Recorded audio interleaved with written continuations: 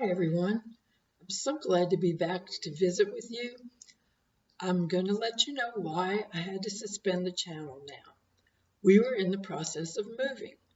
We moved from a larger town, city actually, to a smaller, more rural community. We're enjoying our new location very much, but it's taking a lot of work.